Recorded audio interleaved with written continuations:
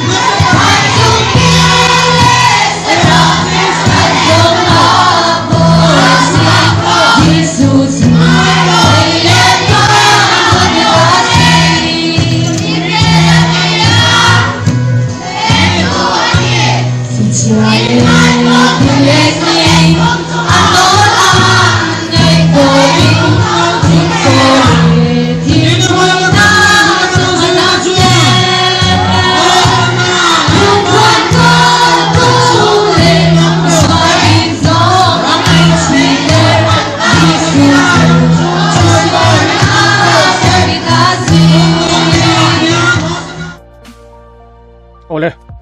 eng po ni se he tum kaw ni hi har sat na lian takin min tlak buak ani lo chuan kan lamang zel dona kan ri ro zong la li suwa kan fak apoi mo a thingtlang khuwa then khata chuan ko than te zok no pang om mang lo le ko than lian deuh zok te a hu hovin kong an zo a an awruala an zai howa an fak lal isua alo mu tang ka ti thin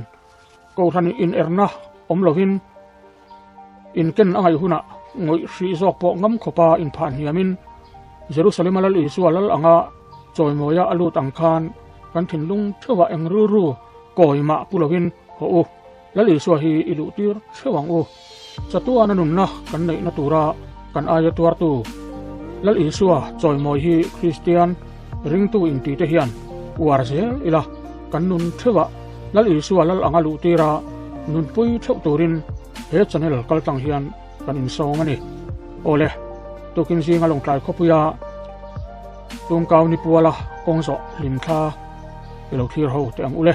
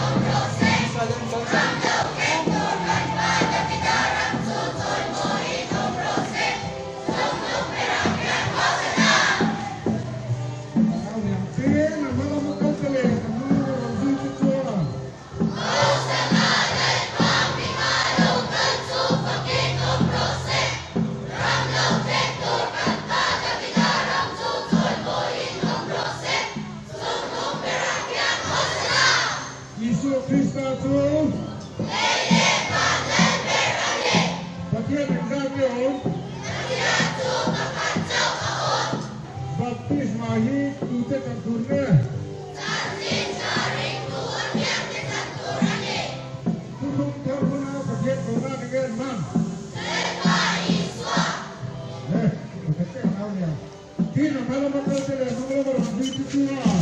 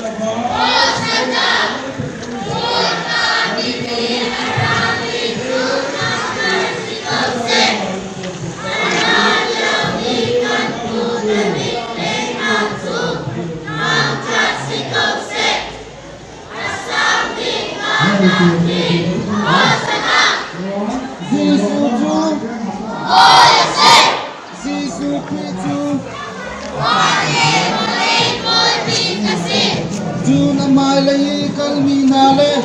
anulay zutu nani tun Hosanna! Voi family arami tukang kasikose Araliang bikan tuna bingen naktu Kang kasikose Asabi manakim Hosanna!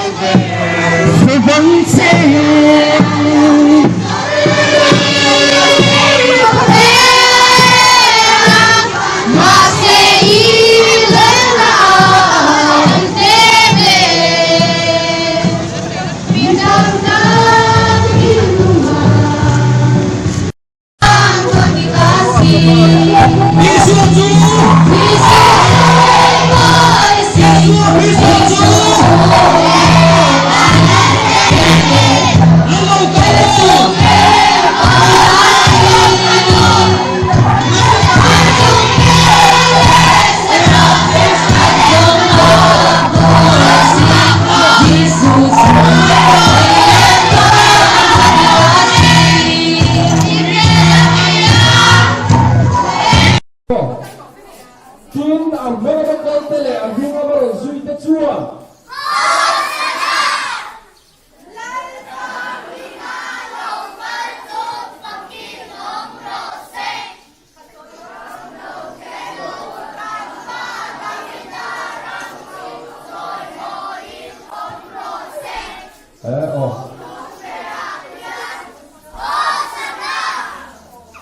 Kanสื่อสารกันแล้วเสียแล้ว